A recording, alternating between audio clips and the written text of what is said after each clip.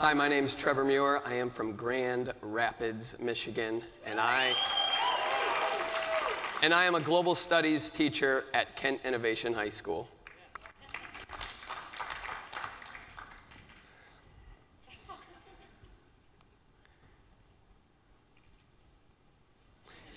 He's too far gone. The way he thinks is wrong. He's a broken record spinning tired lyrics to a pop song. Head down on the desk, Christmas trees test. Nothing but a pest to the teacher who spent 6 hours writing that lecture to deliver well-crafted knowledge to his uneager, ungrateful, rude ears.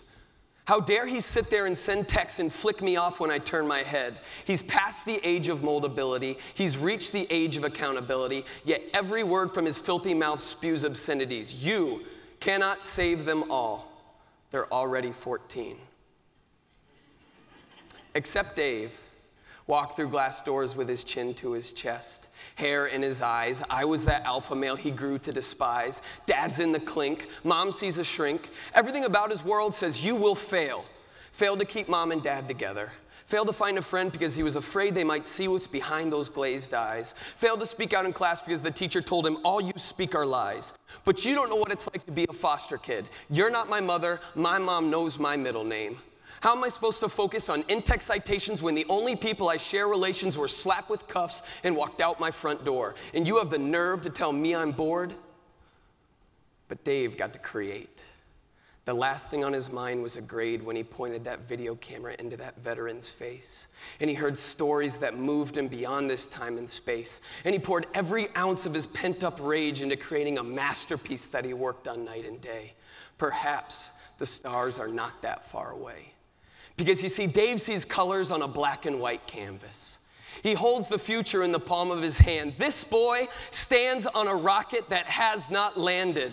His explosions are no longer aimed at the social worker who grabbed that hand or the teacher who could not get him to understand. No, Dave detonates creativity that sends shivers up my arms.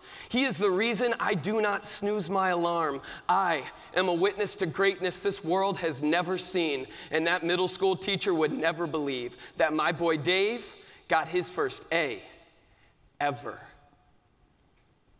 Oh, and then there's Hannah. Duh. Her daddy never told her how rare her eyes are or how beautiful she is when she smiles. All she's heard is a screen door slamming shut at 6 a.m. and creaking open again as he walks past and asks, did you do your homework? And hell no, she didn't do her homework because all she can think about is being empty and hungry. And if she could just hold off from eating one more meal, he would finally feel that he gave birth to something beautiful. And so she sits in class with the blank stare and gets embarrassed by her teacher when she puts her hand in the air. Because the only time she raises it is to ask to go to the bathroom. And the teacher thinks that's just plain rude. But that teacher doesn't know that Hannah's convinced that everybody's eyes are trained on her and that each one of them is thinking exactly like her father. And so she escapes this class to fill her throat with her finger. But then Hannah wrote a poem. Not a haiku or a sonnet with a technical meter. No, she followed instructions given by her teacher. And she let her pencil dance pirouettes across the page. And sometimes she pressed it so hard the lead punched through with rage. But her writing softened as those tears on the sheet dried. And as her soul's longing became art, those hunger pangs died.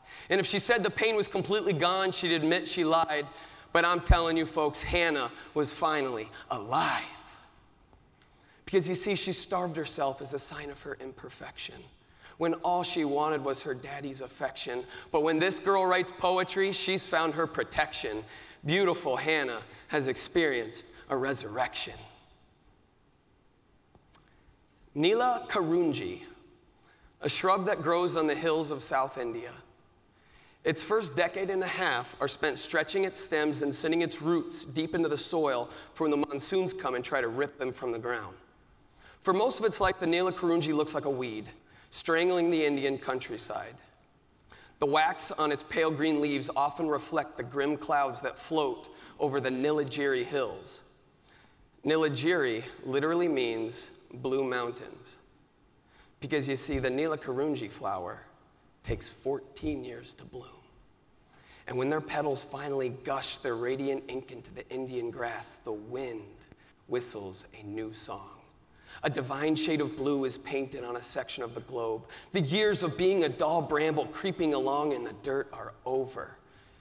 And the villagers who did not rip this shrub from the ground, for they knew what it would become if given enough time and water, would say, wow, that 14 years was worth the wait. Thank you.